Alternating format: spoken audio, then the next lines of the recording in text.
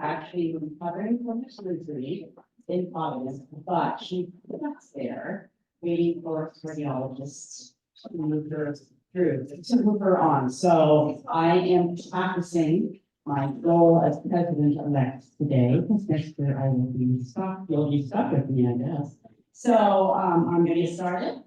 I'll start off with a pledge and a forward test, which is my understanding that Jim Peter is doing that.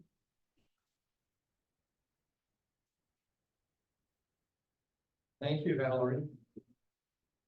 Please join me in pledge of allegiance to our flag. To the flag of the United States of America, and to the republic for which it stands, one nation, under God, indivisible, with liberty and justice for all. Also, the four-way test, and even though I know it kind of, I have a cheat sheet. Is it the truth? Is it fair to all concerned? Will it build goodwill and better friendships?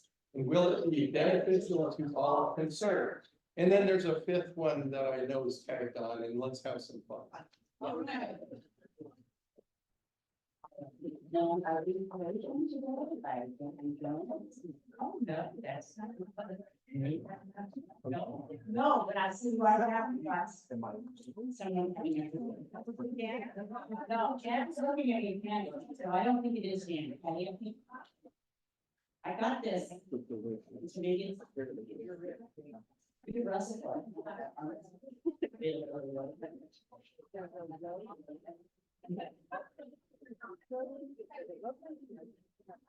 Okay, I have a short one today, and it's from the Dalai Lama. And he says, "This is my simple religion. No need for temples, no need for complicated philosophy. Your own mind, your own heart is the temple. Your philosophy is simple kindness." Very important. Okay, so with that, are there any visiting Rotarians here today? Any visiting Rotarians? Pat, do we have anybody sign up back there, visiting Rotarians? And any guests? Do you have any guests? I haven't seen any new faces. I welcome, that's nice to see Kalina here, visiting with us, and that's again. So, couple things I just want to, I don't know if anybody else has announcements, there's a couple of other things that I do want to announce, so if you have any announcements, please come up here. I do want to say that I'm going to send around a card, because my bird right now is not really well. I'm struggling, getting some tests done, they don't really know what it is, but I think it would be best to send him some comments and something to uplift his spirits. So I have a card. Send out with a pen. Never had a pen in it. So I'll get started over here.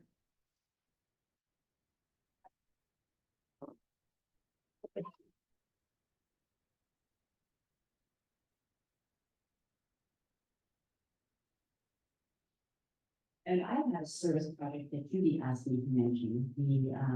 The Grants Pass and Illinois Valley Rotary are doing a cleanup at the Foobies Boys and Girls Club on September 28th from 9 to 2. So this is help being asked from us from the Illinois Valley Rotary Club. They have 3 sign-up times, 9 to 11, 11 to 12:30, and 12:30 to 2. So that's September 29th, because it's the last Saturday in September. So if you're available and you'd like to sign up for that, that also would be appreciated.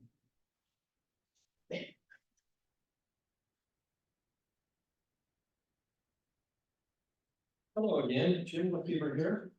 So last week, our club transferred $26,000, approximately 503,000 Mexican pesos, to Gaia in Cozumel, Mexico, Quintana Roo. And that is the company that will be helping to complete and construct the water project we have going, the global grant in Cozumel for putting purified fresh water at EST 6, which is a middle school, and Setmar, which is a vocational high school in Cozumel, which is supporting approximately 2,500 students plus teachers. So it's in progress, expected to begin construction sometime the end of September, beginning October, and completion by the end of the year. Just wanted to invite everybody to this month's social. We'll have it, I think, Thursday, the 26th. It's gonna be at Dave and my house. So we're looking forward to hosting everyone. It's gonna be a potluck. Dave will cook a tri-tip. I will cook a couple of dishes and a dessert. We'll have water, soda, tea, a little bit of beer, a little bit of whiskey, a little bit of vodka. So if that's not anything you want to drink, bring your own. We'd love to have as many people that would like to come. We don't have a place for everyone to sit, of course, but we'll stand, we'll sit, we'll do whatever, but we'll have a great time together. So please sign up and come.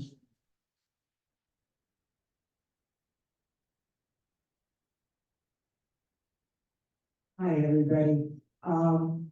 Hopefully things went right. Many of you, or all of you, will have received an email from me with a doodle poll. Anyway, I'm getting responses. Things are, I have 3 different dates, but I'm waiting for so many things to come together. But I just wanted to let you know that, I am working on this. We're gonna have it right now. The date that seems to be the most popular is September 27th. But I'll be in touch with all of you. I know that some people are having issues with the doodle poll. Just contact me and we'll make it all work. So just get in touch with me if you're interested in doing it. I probably should let you. So that those of you who don't know, I am just getting so concerned about the polarization in our world, especially in the political arena. And I have contacted Gregory just to put on a workshop on depolarizing within so that we can prepare ourselves to start coming together with the other side. So this is what this is all about. I have found out that the speakers at the Four-Way Foundation dinner are also going to be braver angels from the Portland area that are coming down to talk about renounced or none, so that and it's 2 days after the election, so that we can start working on coming together and working as one to deal with the things we need to do. So thank you. I'm sorry it took so much time, but it's so good to be a part of this group.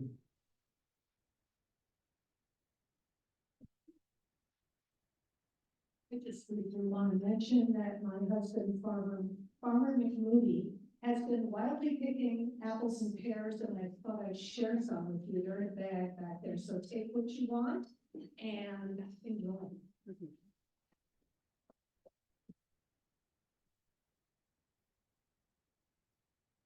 Jim LaFever again. I figured since I had 2 announcements, I'd come up twice.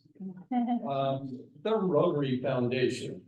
General resources are at my.rotary.org, and I would encourage each of you as a Rotarian to jump on and get yourself set up. And at that place, that is the member website. My Rotary includes tools and applications to conduct Rotary business.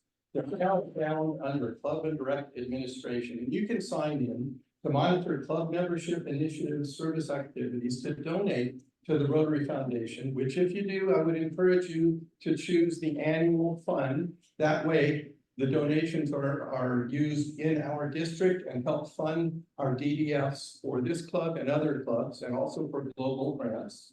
To learn more about Rotary activities, apply for grants. That you would do after approvals first.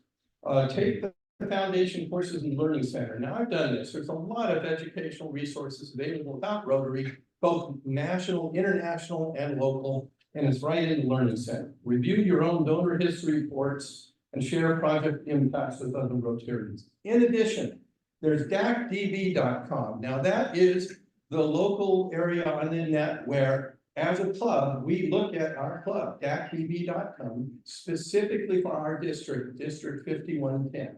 And if you ever want to find anybody in our district or in our club, all the information is right there. Again, log in and just kind of get close.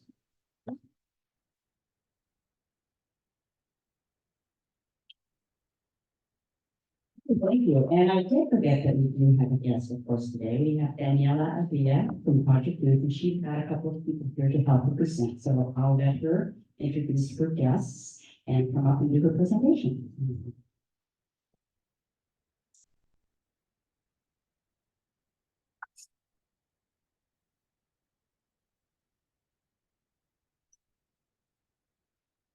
I'm gonna introduce Danielle. Good to see a lot of familiar faces here. Jim, I love the pledge. It falls right in line with what we do at Project B Plus. My name is Carl Thomas. I'm the executive director of Project B Plus. And for those of you who are not familiar, we work with low-income, at-risk kids in Josephine County, Jackson County, even the southern part of Douglas County. And our mission working with all these young people is to remove barriers for them. We have very limited resources, so if they qualify for one of our programs, we're helping them get through high school, finish their GED, go on to college, get scholarships, get into internships, get work experience, really try to all year long engage with these young people and lead them towards living wage careers. Whatever that is they want to pursue.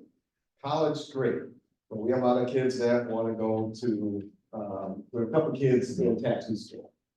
Kids who are interested in phlebotomy, CNA program. So we really are working with our kids right here in Southern Oregon to help them get into a position in the community here and be a viable community member. And it's exciting to see the work they're doing. Now, Daniela, who I'm introducing here, she is our Director of Partnerships and Community Engagement. If you've never seen her face yet, you will. She is here, there, and everywhere. A lot of energy. She's bringing a lot of great ideas to Project Q Plus. We don't have a huge marketing budget, we don't have a marketing department, but when it comes to PR and telling the Project Youth story, formerly College Dreams, Danielle is all in. Feet first, hoping to engage with all of you. So we're glad that you allow us to come here to Rotary. I'm, with this quick introduction, going to step out of the way because Danielle is going to give you a little bit of her background and tell you about our students and the work that they're doing. So no further ado, Danielle, passing the microphone to you.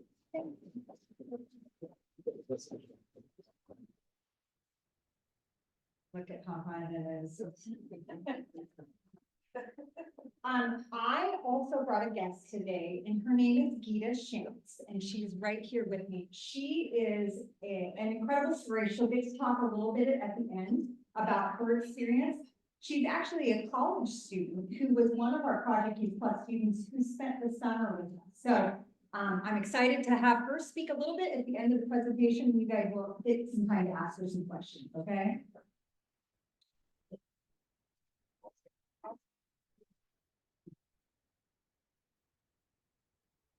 Okay. So I'm so blessed to be here, and I'm so excited to kind of talk to you guys a little bit about our work. Just by a show of hands, this is our headquarters, right? We're homegrown here. How many of you guys have heard of College Dreams or Project Youth Plus before? Okay. Do you feel like you have, those who had your hands up, do you feel like you have a good pulse on who Project Youth Plus is today? Yes, Brenda does, for sure. Okay. I'm excited because I spent my entire life, right now in this community, and I've been here in Southern Oregon, Grants Pass for 15 years. I've known this organization forever. I get the opportunity to tell the stories every single day. That's what I spend my entire day doing. And it's beautiful because this is exactly what we should be doing. It's really heartfelt to me, and I'll tell you why.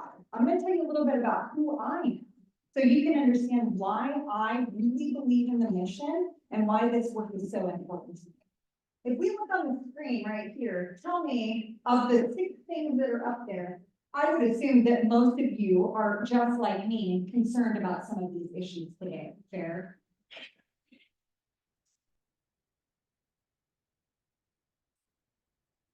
This is our team. This is our team on the ground every day doing the work in this community. We have 45 staff, right? We grew from a tiny mom and pop 1998, and now we have 45 staff over the spans of 3 counties, from Cave Junction to Glendale, all the way to New Falls, Prospect, and Ashland.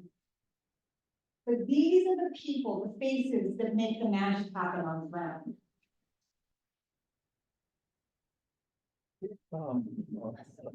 I'm gonna throw it by my.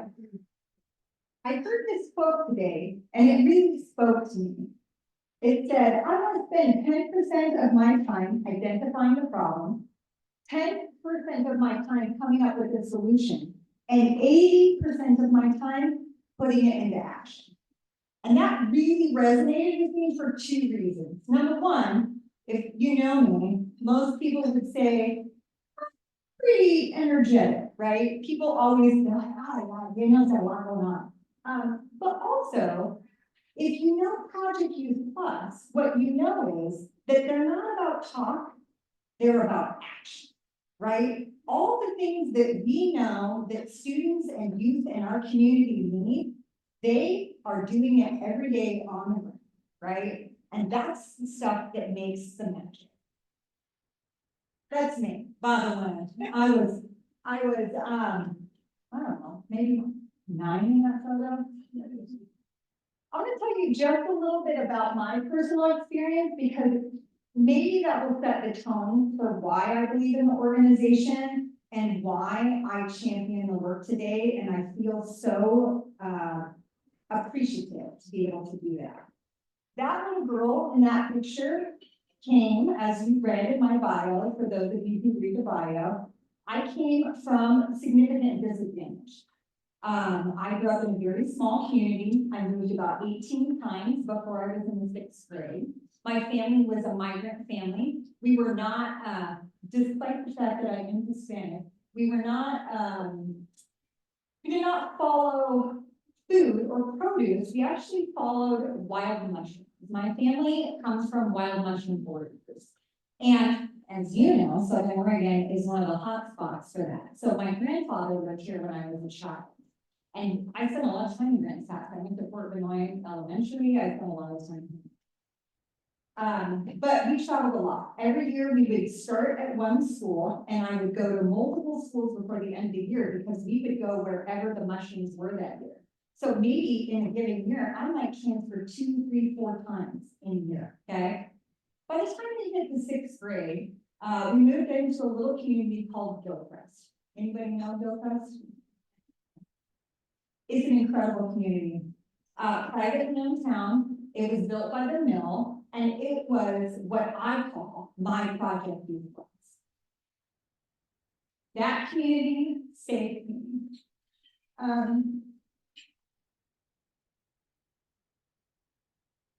By the time we got there, the compounding issues in my family became very evident, right? I come from massive trauma. I'm a 10 out of 10 on the ACEs score. My family struggled significantly, and by the time I was 11, my mother had a mental breakdown and left. And she left for about a year, and I moved in with some family members, some community members, in a shed on the back of the property, okay? She later came back when I was about 12, maybe 13, and she just was not mentally prepared to continue on at that time, being a parent. And everything about my family life that was very fragile anyway, disintegrated. DHS was called, there were a series of things that unfolded, and I found myself at 14 years old, essentially emancipated, living in Gilchrist by myself. I continued to live in a shed on somebody's property until I had enough work experience and income to get a little place in Gilchrist. And if you know Gilchrist, it has all these beautiful little houses, and I actually rented one of those, and I used to be the painter and the cleaner for every one of those houses when somebody moved out, and in exchange, I got to live in one of those houses for free, all through high school. It was an incredible opportunity. In that space, there were people who were my coaches, who were my teachers, who were community members, who provided for me the things that I needed to be successful, right? They were the infrastructure that I needed to keep me solid when things started getting tough. And they were also the catalyst that got me where I am today, and they know that. I do champion them all the time. My mother ended up moving back to Montana to be with her family because she just didn't have capacity to care for us. And I essentially went all through high school as a foster youth to some degree. People paid for my sports, they paid for my school fees. I would show up and it would just miraculously be paid for. I would go on school sports trips and I would sit on the bus when everyone went into McDonald's to purchase a dinner. I would sit on the bus and eat a sack lunch that the school had prepared for me. But it gave me the stability to continue to do that, right? They did that for me. My family does not come from education. My mother does not have a degree. My father did not as well. They did not even finish the 8th grade.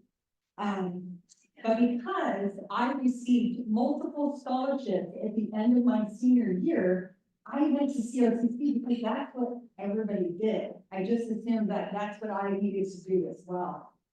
And so I went to CRCC, I started my education there. About 2 years in, I ended up starting a family and moving to Grants Pass. And from here, we moved to Southern California. I'm telling you this kind of long-winded story so that you guys can understand that my personal life and my professional life have led me to this space to talk about this program because it is the magic that makes things happen. And I have experience enough to be able to talk about it. My story is not all sadness. I have great triumphs as well, just like many of you, I think. I was blessed with the ability when I moved back to this community in my early to mid-20s with a small young family to be able to start working for Roe Community College. And it was incredible, right? I was actually a student worker finishing my associate's degree, which had taken me 8 years to do as a part-time business owner, full-time mom, and part-time student. Took me 8 years to finish in AA, but luckily I finished it here because it led me to RCC, where I was a student worker in the ABS department. And when I got a divorce, much right after that, I ended up applying for a job at RCC in the early college department. So for those of you who don't know, that's dual credit, that's early college, that was the STEM education and some other things. And my life radically changed. It was incredible. All the things that the trajectory, the stability, the benefit of people around me had finally come to fruition, right? Because I had the ability then, as a single mom, to work at RTC and to also go to school full-time for my bachelor's and my master's degree and be a single mom and really start to understand what it meant to serve disadvantaged population. I've spent the last 15 years all around Oregon focusing predominantly on serving disadvantaged population. And every one of those opportunities led me to very specific things. There are very specific things that get disadvantaged populations out of poverty and build upward mobility, right? And I'm sure most of you know them. Individual, long-term mentorship, it makes a difference. That connection, that network, that personalization, somebody who knows how to use the system and get you through the system. If you look in higher ed today, that's what they say. Give them a coach, give them a mentor, help them figure it out, right? If that's your grandma, your aunt, whoever knew the system and helped you navigate it. Career exploration, having the ability to explore a career exposed to the career early so that you know what you want to do. Early real world work experience. It's critical that we start to provide that for students today so that they can start to figure out what they want without any debt before they decide on a long-term career path. But students have to be exposed to a variety of things, and they actually have to be in it with industry. It's one thing to teach it in school. It's another thing to be sitting side by side with industry experts and understanding what it feels like, right? You don't want to be a CNA forever, generally, if you start as a CNA, because it's a very taxing job. It's incredibly important, but your job really would be to build upward mobility and move out of that system, right? But you're never going to taste it and feel it and understand it until you really are experiencing it. Financial assistance. A lot of students or youth or disadvantaged populations need some type of additional support in whatever it may look like to get stability to move up and out of poverty. Access to emergency resources. I would say that this is one of, in my opinion, the most important, because that flexible, nimble funding is critical in those situations where a disadvantaged population might be at the make or break point, right? That emergency resource could be the stabilizer that keeps them going. And then academic assistance. So these are the things that for the last 15 years that we've been preaching that people need to build up a mobility. Fair? Is that, have you guys seen this? Yeah, it's pretty logical. How many of you know Tom and Judy? Great souls. I'm so fortunate. I have known them because of my work with RTC years ago. I worked with them at that time. When Kirk took over, they actually offered me a job when I was here in Southern Oregon. And unfortunately, as a single mom, I had to decline because nonprofit work and single momhood is different. It's a hard thing to do, you know? But I have been working side by side with these amazing souls forever. And everything that we do today was born from their brainchild from 1998 in this community. And it should be a pillar, in my opinion, not just in the state of Oregon, but in the United States, of how you make this work really move. Okay. Why Project Youth Plus? Here's the story. I've worked in public agencies for a very long time. Almost 2 decades, either inside or outside as a consultant. And I believe that public agencies and private industry working in tandem are a perfect combination. But public agencies generally have the funding and a lot of restriction, right? So much bureaucracy. And we understand why. There's value in it, but there's so much red tape, it's often really difficult to do the hard work. The stuff that's really important, right? So they usually partner with CBOs like ourselves at Project Youth Plus, who have many less restrictions. We can do things that public agencies can't do. We can give gift cards when somebody needs it, right? If you try to give a gift card in a public agency, and it's a lot of headache, right? That CFO does not like you. But in the fires, our families needed gift cards right now, right? And many of you in this room gave to that emergency fund release, and we could get that money out the door to those families.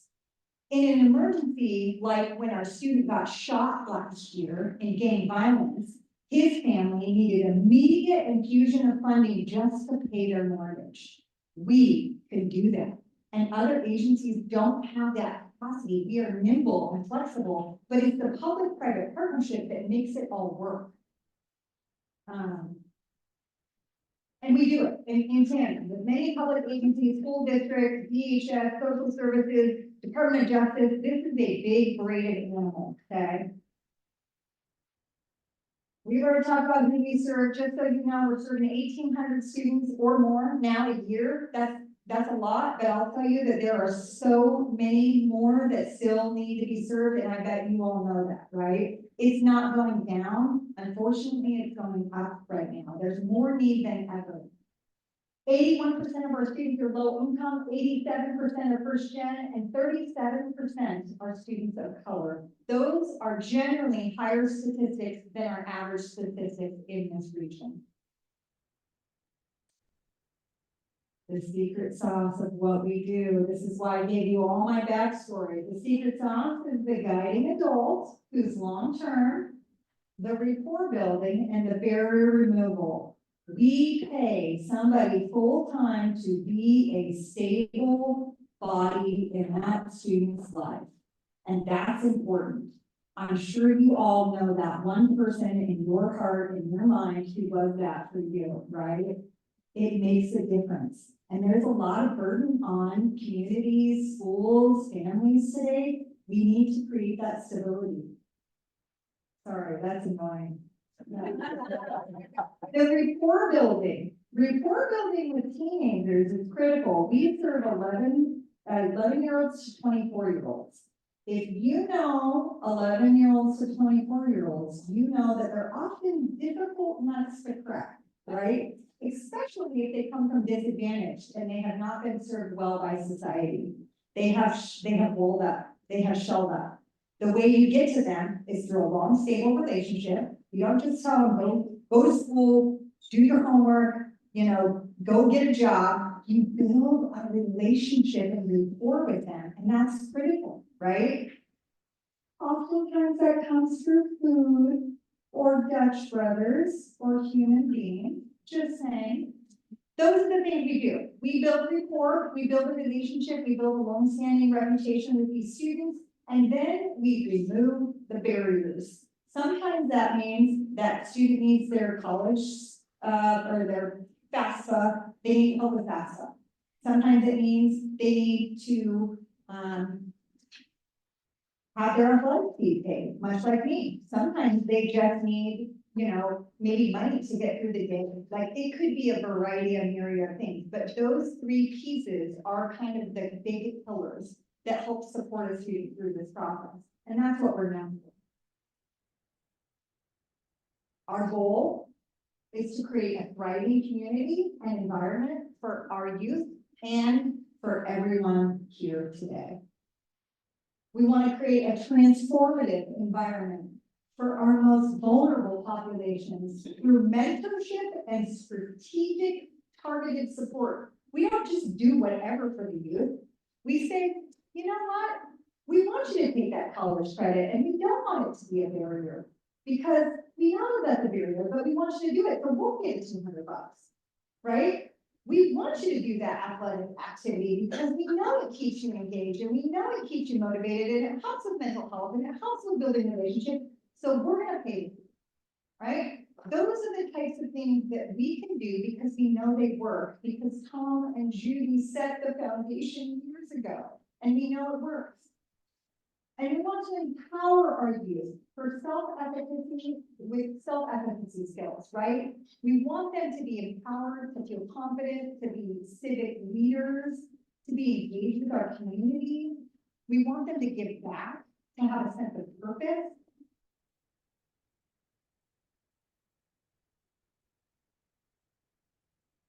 I have the luxury of finding 26 years of alumni data. No one had ever done it. It was very exciting for me. I basically just started piecing together spreadsheets from way back in the day, and I will tell you, it's very difficult to find 26 years of data, okay? And I had the opportunity to bring on a student intern this summer to work with me on that project, and we reached out with a survey and asked those students from 26 years of data. That could be upwards. We have no idea. We have no idea how many students that is, to be honest. It could be upwards of 20,000 students from our community, right? If we were just serving 1,000 students for 20 years. We have no idea how many total there are, but we will continue to prime this data and dig and dig and dig until we get as much as we can. But of those who have responded, what they have said is, and you can't see it very well, but I'll just give you a little example, and we'll share more of this later in the year. We worked with a researcher and she gave us some questions and we talked about how impactful, which pieces of what we do are impactful.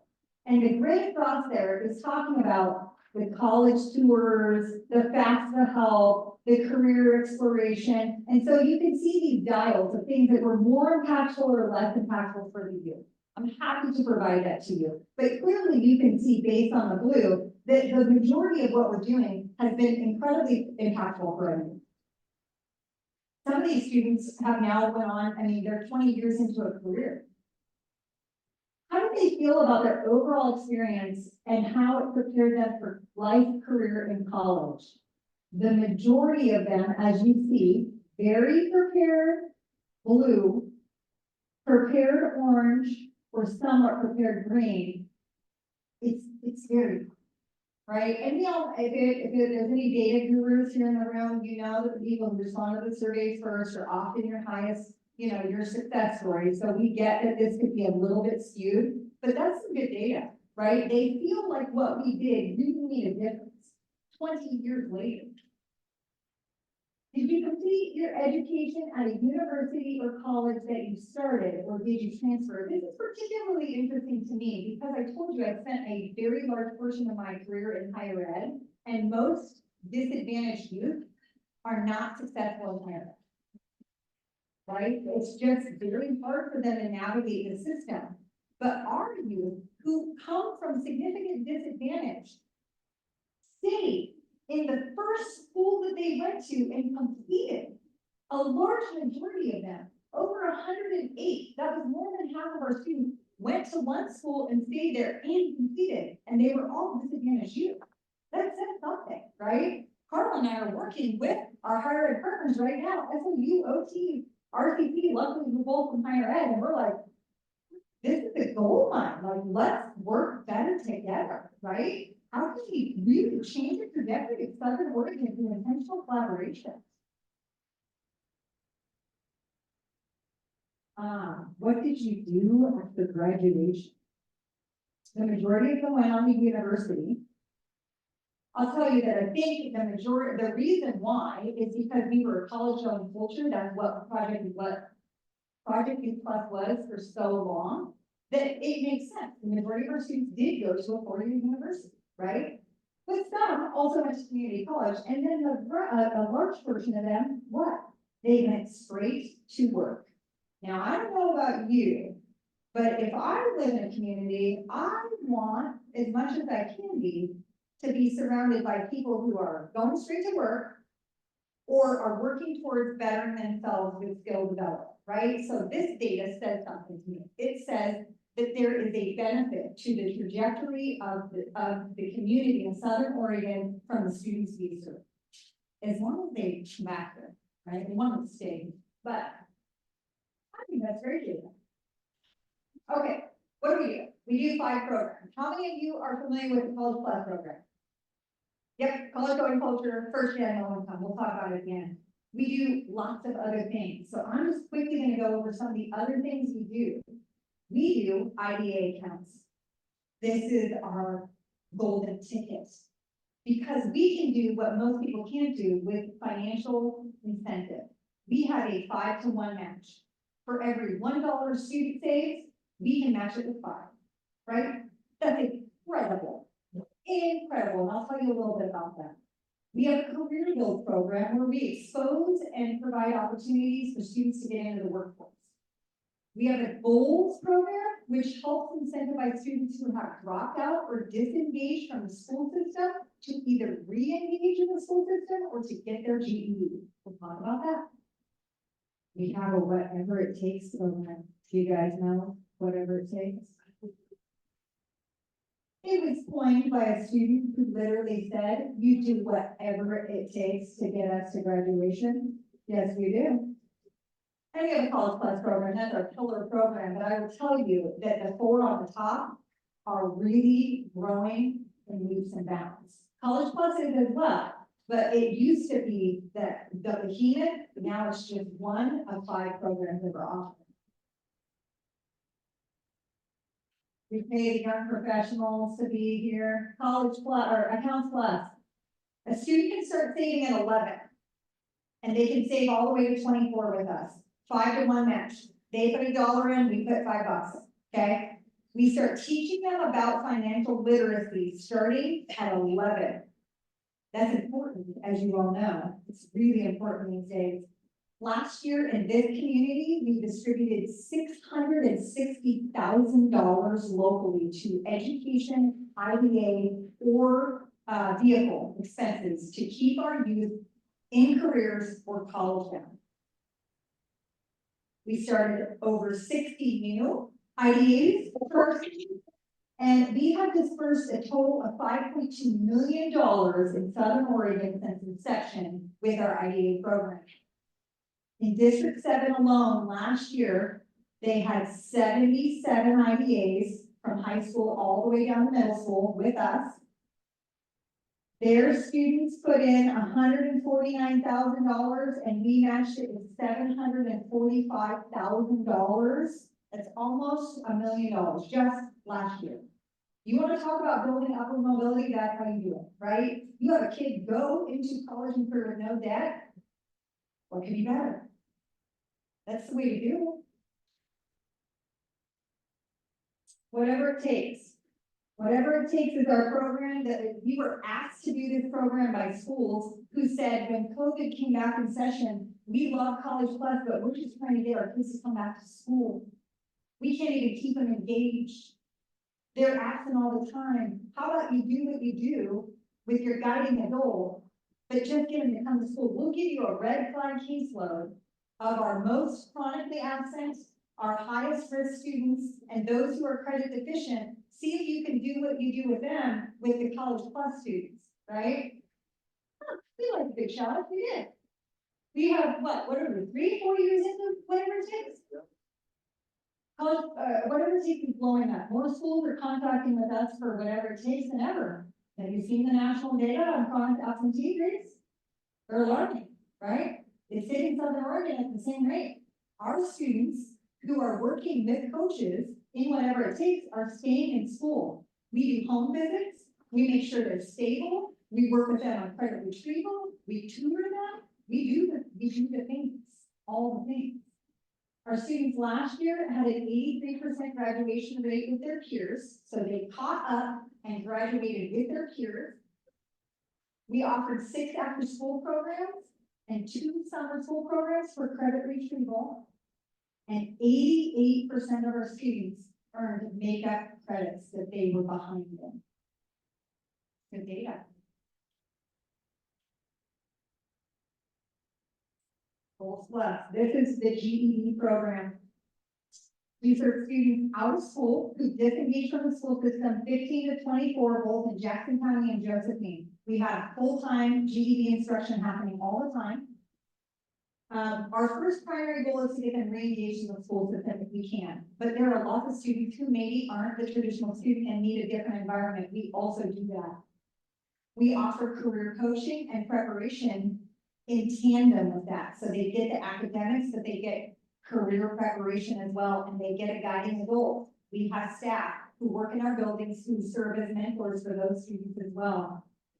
And we had 70% measurable skill gain last year in the GED. For those of you who don't understand, the GED is made up of 4 programs. Every time you do you level up in your knowledge, you get a measurable skill gain. 70% of our students last year measurable skill gain. We are getting the dropouts from every district. They're just coming to us in droves because they're like, oh, we heard you can help us with the rent, and you can help us with a job, and you can help us with food boxes, and you can help us with a GED. We're in it. So we're getting everyone. We are bursting at the seams in this program, having to put some range on it. I know my time's up. Hold on. I'm gonna go real fast. These real world work experiences. 16 to 24, we serve in and out of school youth. We have 200 businesses we partner with in Southern Oregon. We paid $1 million of payroll for local business partners over the course of the last couple of years, so they can try before you buy our students. Our students get to work in the workplace, we hold the payroll and the liability, and we pay for the payroll for those students. We had 80 paid high school interns this summer and 4 paid college. We have 10 electrical pre-apprenticeships and 20 CNA and phlebotomy trainings. College Plus, that's our pillar, 757 students, we're in 23 schools, we have an average graduation rate of 97%, post-secondary enrollment rate of 71%, and we granted over $115,000 in collaboration with Redwood Foundation, but that was our money we gave to students for scholarships. We start teaching students how to write a scholarship in middle school. And they build every year and they write again and they get another $100 scholarship and they build and they get another $100 scholarship and it all goes to their IDA accounts and they get a 5-to-1 match. So we're doing all this methodical stuff to get them as much money as we can, but we're also teaching them skills that will be valuable. $150,000 scholarship is a lot of money. One thing that I think you would be particularly excited about is that we are students do service work. Because it was put on a scholarship for them, right? But for us, we know it builds a network, relationship, and community engagement with civic, culture-minded students. We did 17 unique events last year with all of you, 1,100 hours of community service, and there were 103 youth volunteers. I'm gonna pause there because I know we're running out of time. I want to there's so much more, right? I want to just open it up for a couple of questions. Are there questions of anybody in the room? Did anybody learn anything that they had not known about us before? Yeah. Sorry, gentlemen, at the front. So, it's fantastic, absolutely fantastic. My question is, because you're NGO, how do you fund it? Ooh, great question. We are the most complex, the people on LinkedIn. I've been a grant writer my entire career. We are the most complex rated funding model I've ever seen. And I've seen a lot. I've written almost $19 million in grant funding in my life. We operate off of contracts from school districts, contracts from public agencies, and then a large portion of grants and some donor development funds. It is very intensive collaborating all the time. Thank you. Other questions? Jenny? How can we help? How can we volunteer? Yeah, lots of things. I know we're part of your strategic plan. I read it. I do read. We would love for you guys to get more involved. Number one, just like if anything resonated with you today, I would ask that you share it out. It's funny to me that in 26 years, every time I talk about our programs, people know nothing about what we do. Please take the time in the next couple of days. If anything really stood out to you, share it out with 1 to 5 people and talk about our program. Come volunteer with us. We have a ton of opportunities. We have a 5K coming up. We're going to do Winterfest this year because we're knee deep in mental health. We believe in it. We know it's important. Get a hold of me. I can find ways to plug you in. Anything else? I just have one question. Yeah. So are these kids identified when they're young through at elementary schools? Is it through the ESL program? Where's the link? There's lots of different indicators because we have 5 programs now. We have different requirements per program. When Tom and Judy were there, they used to have access to find school database and look for the criteria and pre-screen students. Some of those things are changing because of data privacy, but we essentially have a screening criteria. And then we evaluate those and we're constantly doing presentations and talking to families and people send students our way and we just screen them against criteria. We are considering the potential to pay for services for people who would not necessarily fit our criteria, but you might want our services. We're thinking about an option for other people to actually pay for that service because we hear that people want it. And it starts in middle school, not elementary. Sorry, it does start in middle school. We do start applying that student database, or we evaluate it in middle school. And school administration also. Yeah. Yeah. And Yeah. Is it gonna still take like 24? Yes, yep, we try to box ourselves in. People want us to do more, but you know, we only have so much bandwidth. Debbie? So, how many underserved District 7 students are there? Ooh, great question. Can I ask you that question?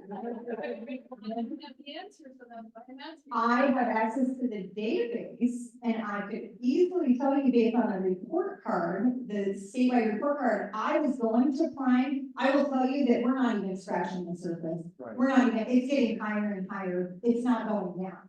Well, it's 1,840 people, you're looking at 40 students at a time. Oh, it's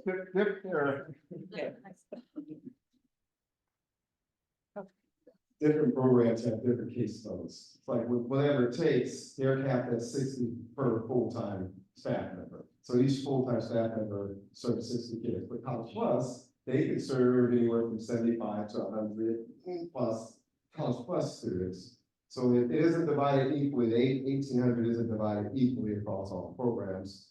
And then we have our career build program, and we place, I think there's 220 youth in individual internship spots and places right now. So there's a variety of different programs, so the 1,800 spread out depending on what they need, and some of them are in multiple, some of them are getting plus account, and they're in College Plus, and they're in whatever it takes. So it's layered, it's bigger, it's all split up with all different programs. 100%.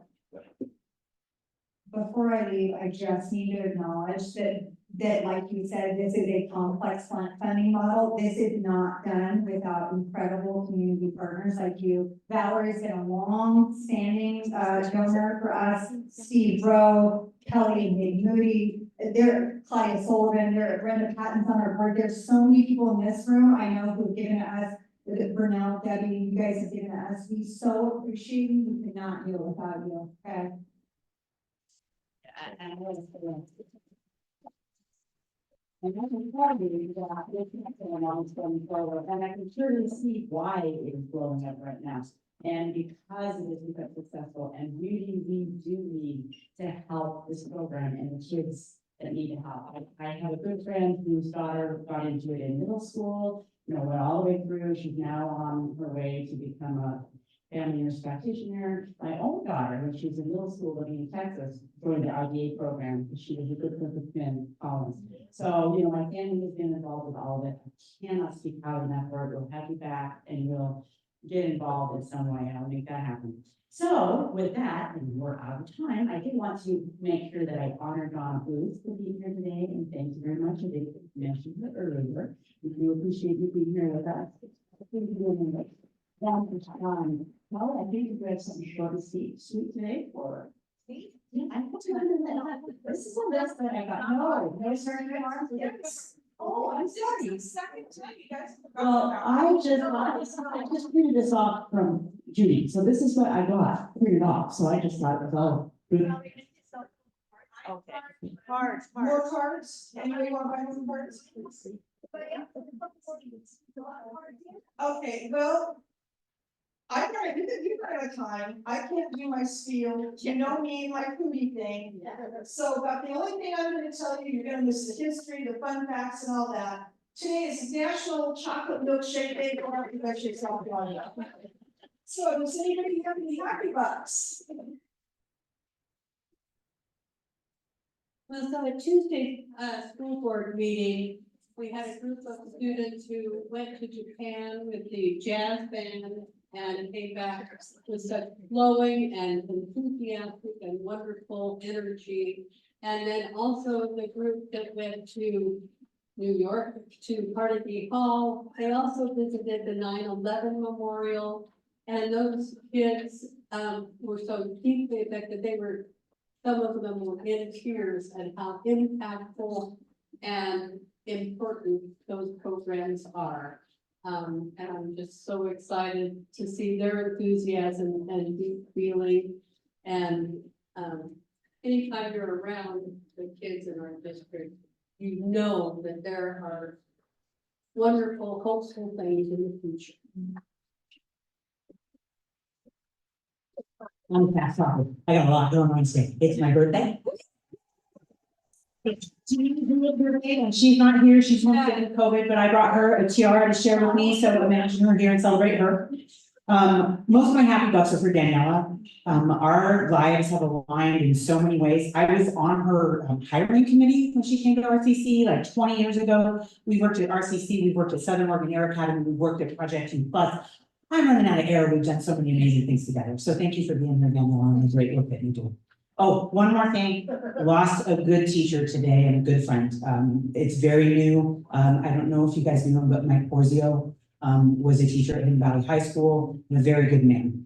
So wings to heaven.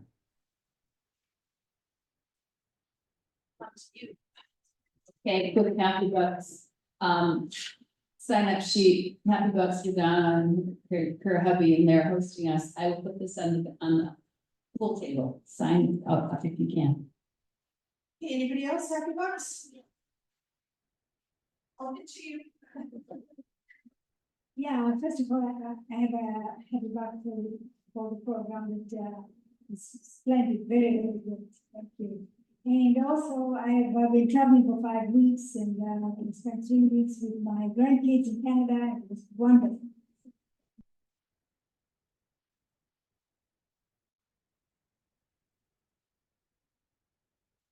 Ditto to what Jenny said and what Zara said, and happy birthday to Jenny and Jenny. Thank you, Daniela, for all that you do, what you'll continue to do. Thank you so much.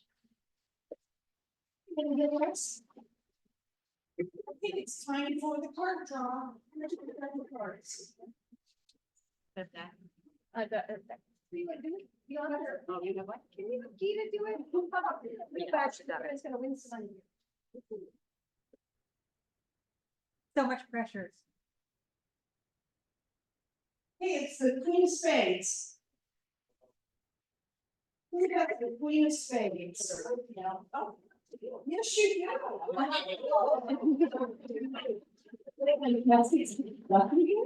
And happy birthday, Jennifer and Jane, if you are out there. And I would also acknowledge that Kelly's birthday was last Sunday.